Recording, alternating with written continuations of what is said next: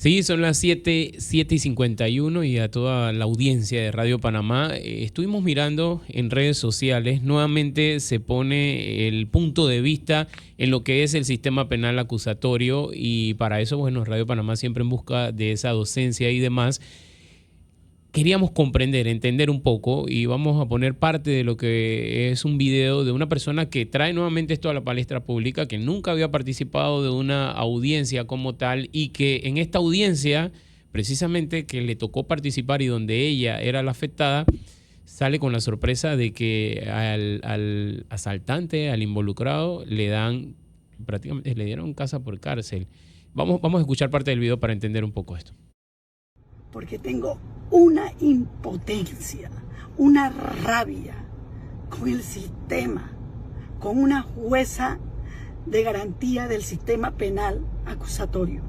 Yo no voy ni a mencionar su nombre, porque hasta que da vergüenza llamarla honorable jueza. De verdad, ese nombre le queda grande. Yo creo que muchos en redes sociales, porque esto fue una noticia que salió en TVN, en los medios, de la joyería Oro de Ofir en la Plaza 5 de Mayo, donde el día jueves 23 nosotros fuimos víctimas de un robo con arma de fuego. Llegaron, nos apuntaron, golpearon a mis compañeros, a mí me golpearon, nos quebraron las vitrinas, robaron. Y gracias a Dios, a su misericordia, hoy estamos vivos. Nosotros logramos someter al ladrón, al sospechoso, que luego entregamos a la policía municipal, a los bicicleteros que llegaron en el momento. El señor, en medio del forcejeo que tenía con el arma y mi compañero, nosotros en nuestra legítima defensa, sintiéndonos amenazados con un arma, y todo, eran 3 que entraron a nuestro local.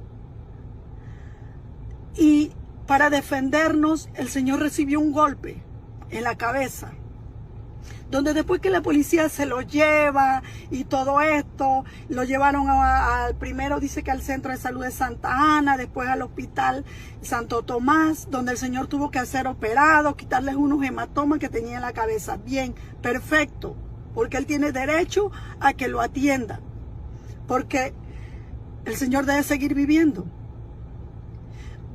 Se da todo un proceso hasta que por fin hoy en la audiencia, porque ya el señor tiene un alta de que salió del hospital, donde el cirujano que lo operó, dio el alta y dijo que ya el señor estaba en condiciones de participar en la audiencia, en condiciones de ir para una celda. Pero ¿sabes qué hizo la jueza que atendió hoy? La fiscal expuso: este señor ya tuvo procesos en el año 2017 por lo mismo. Robó, asaltó a otro comerciante, donde fue a la cárcel, donde sale en el 2024, en el 2025 otro caso por que fue baleado o le tiraron balas, no sé, no recuerdo ahorita bien, pero el señor tiene un prontuario. Y todo esto, la jueza, ¿sabe qué hizo? Dijo que, otra cosa, la dirección que el señor dio, hay una investigación de un policía, investigador que fue a investigar la dirección, nadie lo conoce, nadie sabe quién es, o sea, no había dirección del señor, pero la honorable jueza, entre comillas, dijo que el señor tenía que ir para su casa porque, bueno, las heridas y que la Bien, parte de las declaraciones, compañeros, y que se pone en la mesa nuevamente el sistema penal acusatorio. Sabemos que pasamos del inquisitivo al sistema penal acusatorio, pero al sol de hoy todavía hay muchas personas que critican fuertemente las garantías o las flaquezas que pueda tener el sistema como tal. Para eso tenemos hoy al abogado Juan Carlos Araúz para que nos pueda explicar un poco sobre sobre este sistema, en verdad, que ha causado frustración, en este caso en un comerciante que más adelante ya dice, ¿y a mí quién me paga el vidrio, los trabajos que no he realizado? ¿Qué pasa? ¿Qué es lo que está pasando con el sistema? Buenos días. Buen día, gracias por la oportunidad. Bueno, primero inicio transmitiéndole a la señora mi solidaridad y mi entendimiento pleno de su frustración. Sin embargo, cuando se hablan de temas legales, siempre va a haber una división entre el afecto y la ley. Y ahí entonces nacen las distintas interpretaciones de lo que la ley contiene. Es decir, nunca va a ser, o en un sistema normal, de un Estado de Derecho, no se trata de que el juez adopta decisiones caprichosas. Se trata de decisiones que están sustentadas en la ley. Y en el mismo momento que el legislador y los diputados crean una norma que habilita a un juez a tomar un extremo como el otro en igualdad de condiciones con una serie de parámetros, evidentemente estamos en una decisión legal. ¿Qué ocurre con las medidas cautelares de manera histórica? Es que la población y la sociedad panameña entiende las medidas cautelares como castigo anticipado, el merecimiento a una sanción desde el primer momento en el que la persona es sometida a un sistema judicial. Y ahí viene el primer equívoco. Las medidas cautelares no representan ni la culpabilidad ni representan la decisión de que una persona es inocente. Representan simplemente el momento en el que se necesita que una investigación sea fluida, que testigos no sean amenazados, que no se obstaculice la tarea del Ministerio Público. Y cuando usted no encuentra ninguna de esas situaciones que puedan ser proporcionales, que sean necesarias y que tengan una justificación de acuerdo a lo que se investiga, evidentemente las medidas cautelares no van a resolver la condena como tal, que es lo que espera un individuo que ha sido sometido a una conducta que merece la sanción. Y nosotros como sociedad también tenemos otro problema, que en ese entendimiento o desconocimiento o deliberadamente la puesta en marcha de que queremos sanciones graves desde el primer momento, es que la sociedad panameña no ha reflexionado sobre qué entiende como castigo al tema penal. Y allí todo el conjunto de la sociedad nos dividimos siempre y permanentemente en que queremos el castigo severo para el que nos afecta. Pero para el que es pariente, familiar, amigo cercano, siempre va a haber una defensa que el sistema tiene que tener estas salidas, que no pueden ser radicales, etcétera, etcétera, etcétera. Sin embargo, yo soy y he sido consistente permanentemente que yo pongo la cara por los jueces que actúan en derecho. Y transmito lo siguiente: cuando la sociedad está cansada de un sistema que permite decisiones en tal dirección, la mirada no es hacia los jueces, es hacia el diputado que puede transformar la ley, es al ejecutivo que puede proponer políticas públicas en materia de justicia para cambiar las reglas, pero perturbar el ambiente del juez que decide en racionalidad y con sustento, que luego esa decisión debe ser sometida a un recurso que permitiría una revisión. Y si ambas decisiones son debidamente justificadas, yo no puedo enfocarme ni enfrascarme en una batalla contra el juez, porque el rol del juez es un rol tan necesario en nuestro país y en toda sociedad democrática, que nosotros debemos también ser garantes de que su espacio de decisión sea en neutralidad y sea en un ambiente en el que no haya interferencias y en el que no haya temor a decidir. Y permanentemente yo he repetido que los jueces penales en nuestro país viven en temor permanente, porque simplemente el sistema permite que en un momento determinado su decisión sea sacudida o por el presidente de la República, como si hemos visto históricamente en los gobiernos, o situaciones que realmente se aproximan al afecto de un ciudadano que no puede permanecer inmóvil frente a un testimonio como el de la señora. Sin embargo, cuando es un tema de ley, yo debo ser muy categórico de decir, oiga, no mire al juez, mire lo que dice la ley. Y si la ley no satisface esa aspiración de sanción desde el primer momento, bueno, hay que proponer cambios, pero la sociedad panameña tiene que entenderse y razonar sobre qué quiere como sanción penal en un momento determinado, y si la quiere desde el día 1 o la quiere desde el día que el juicio concluya, pero no podemos aspirar a que el juez pague los platos rotos de lo que él tiene que aplicar.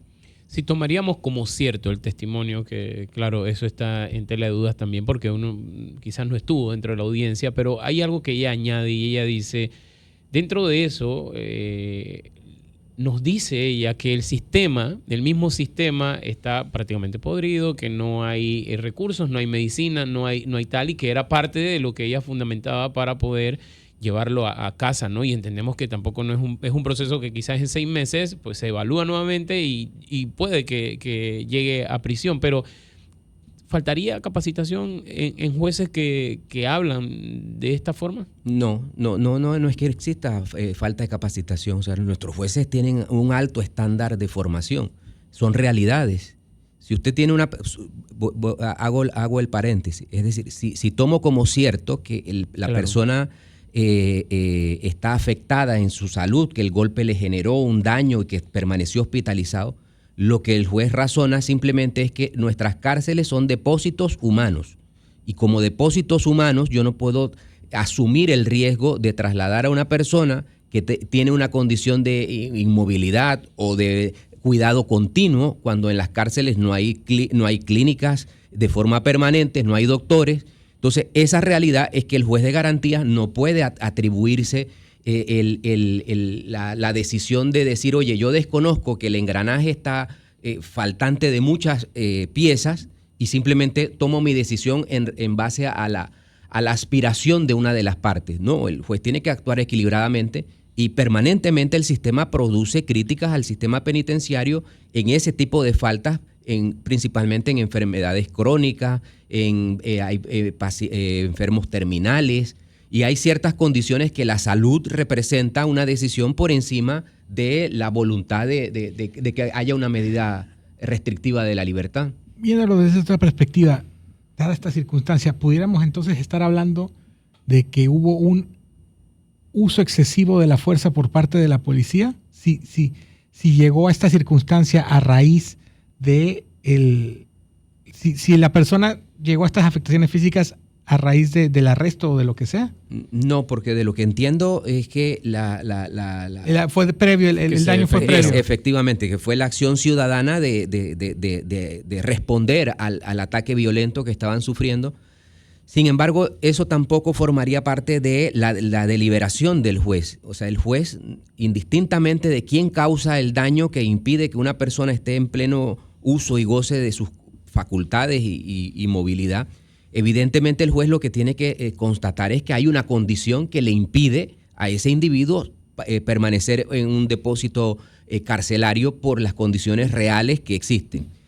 El mismo sistema, cuando fue creado y diseñado, y ya al paso del tiempo ha permitido entender que hay modificaciones necesarias.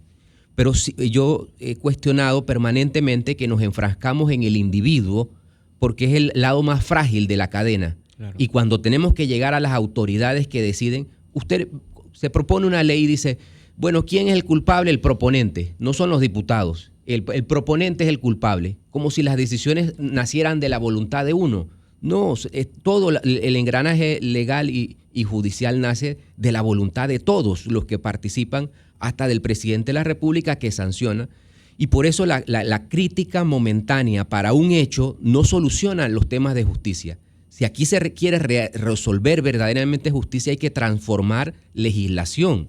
Y usted, al transformar legislación, tiene caracteres más sólidos. Si a usted le molesta que un juez tenga 18 medidas cautelares a la detención preventiva, elimine 17 y deje solo la detención provisional como medida, pero que la sociedad se entienda que esa es la única medida para todo. ¿Cómo se le explica a la sociedad el tema de las medidas? Porque uno desde afuera ve, en este caso, lo que catalogamos como injusticia, porque la persona que fue víctima de un robo lo que quiere en este momento es que el que le robó o intentó robarle o el supuesto culpable del robo cumpla su condena y sea llevado a la justicia, evidentemente para poder resarcir el daño que sufrió. Daño emocional, daño económico, daño psicológico.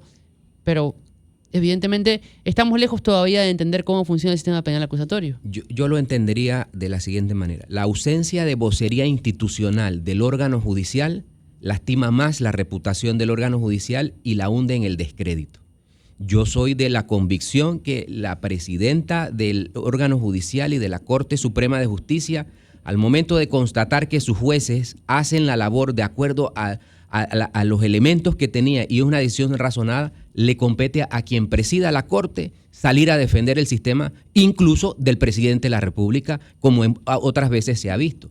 Pero cuando llega a eso, el juez queda inmerso en el cuestionamiento, nadie mete la cara, nadie pone simplemente todos permitimos que la confusión llegue como si realmente hubiese actuado mal el juez. Uh-huh. Y el juez no actuó mal porque no hay sanciones.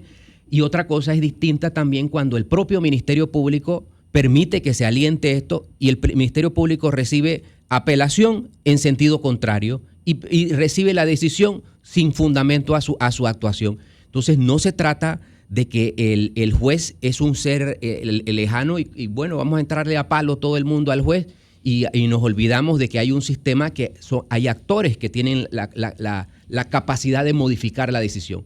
Pero si se confirma, yo soy del criterio que la presidenta de la Corte Suprema de Justicia le compete salir y poner el pecho por los jueces y dar la cara de que las actuaciones son correctas y que una cosa es la aspiración de las partes y otra el entendimiento jurídico de la decisión.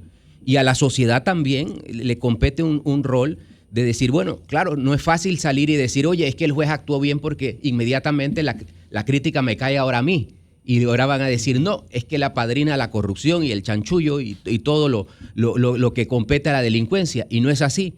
O pensamos y razonamos como lo que somos, y en este caso yo soy abogado, y como abogado hago mi razonamiento, o me traslado del otro lado de la barrera y empiezo a opinar subjetivamente porque la decisión me conviene, porque es simplemente un sistema enlodado, con descrédito, sin capacidad de revisar actuaciones, fortalece el ambiente de ausencia de justicia.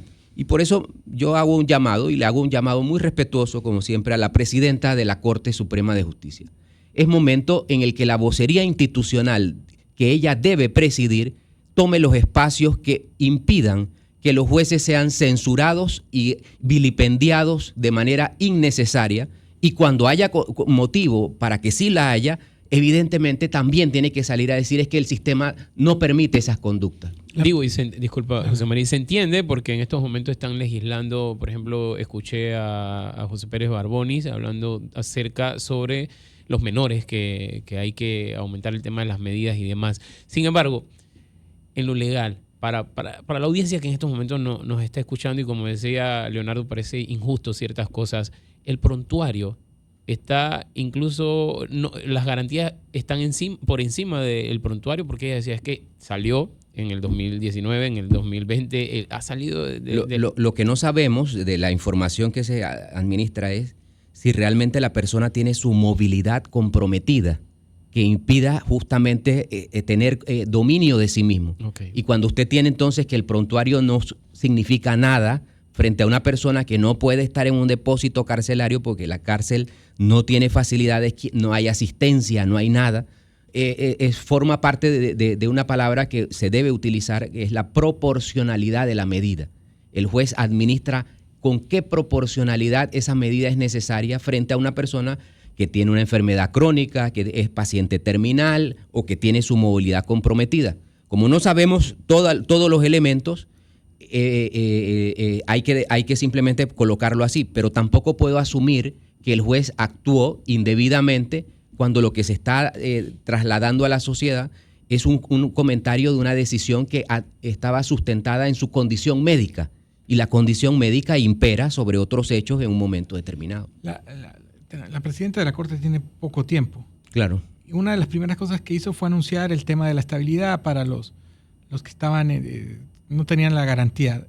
Aparte de ese movimiento, ¿ha visto algún cambio de actitud por parte de la presidencia de la Corte, del órgano judicial? Bueno, lo que ocurre es que las tareas internas del órgano judicial obviamente no son las tareas de publicidad frente a la sociedad. Pero en el mundo abogadil me imagino que ciertas cosas se saben, ¿no? Yo tengo el más alto concepto de la presidenta de la Corte Suprema de Justicia como una mujer capaz, competente y con visión de dirigir el órgano judicial suficientemente efectivo como para no dudar que su presidencia va a generar efecto productivo en materia de justicia. Pero hago el complemento, es decir, me gustaría a mí ver que la presidenta de la Corte Suprema de Justicia ponga la cara por sus jueces, y me gustaría a mí que la presidenta de la Corte Suprema de Justicia haga las explicaciones tan en blanco y negro que corresponden de lo que la ley permite y de lo que la ley contempla, y que si se quiere cambiar son políticas públicas que deben nacer del Ejecutivo en un momento determinado o del propio órgano judicial en las que les compete como conocedores internos del sistema. Ya en la parte final del tiempo que nos ha concedido, lo que se dio a conocer ayer y hoy en torno a que el Procurador de la Nación fue a la Corte a pedir que se le dé validez legal a las cámaras que filmaron el ingreso del Contralor al Ministerio Público. ¿Cómo se explica lo que está ocurriendo en este momento? ¿Avanza la denuncia penal? Sí, por ser el Contralor una persona con un fuero especial, lo investiga directamente el despacho del Procurador. El Procurador entonces hace los actos de investigación, y cuando en esos actos de investigación existen algún tipo de elemento de convicción que necesita control del juez, requiere entonces que el procurador convoque la audiencia, pida la audiencia, la sala penal se la conceda, hasta colocar la carpeta en un estado en la que él pueda imputar.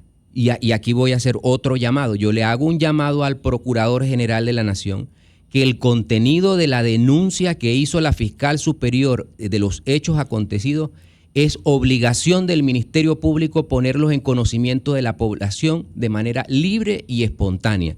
Es una investigación que no se puede permitir ningún velo en el entendimiento que se está hablando del funcionamiento de la justicia de una manera en la que no se presuma ni se admita entorpecimiento u obstaculización, y es el propio procurador al que le compete dar a conocer esos hechos en blanco y negro como un relato de una denuncia que se presentó. Oiga, una cosa en ese sentido. ¿Fue correcto lo que dijo el presidente de que se había reunido con cada uno por separado y como que dando a entender que les había pedido que bajaran la hostilidad entre uno y otro? Justamente, si el contenido de la denuncia de la fiscal superior no se revela, permite cualquiera conjetura esas expresiones del presidente en torno al comportamiento del Procurador General de la Nación. Es decir, la institución denominada Ministerio Público siempre va a estar alejada del cuestionamiento o de la censura pública en la medida que comunique efectivamente y que transparente sus actuaciones de una forma en la que comunique respetando lo que haya que respetar en el protocolo de revelar o líneas de investigación o hechos puntuales. Hay formas, y en lo que se refiere a una denuncia pública que sale de la Fiscalía Anticorrupción, ese hecho no le pertenece al Ministerio Público reservarlo, y es una expresión que hay que sostener, que el Ministerio Público debe revelar el contenido de la denuncia para impedir que la población haga conjeturas de que esas conversaciones, esos encuentros impiden o obstaculizan una investigación ahora ya en el propio despacho del procurador. Abogado Juan Carlos Araúz, gracias por estar con nosotros esta mañana y ojalá podamos seguir conversando de este y otros temas. Gracias por la oportunidad. 8:14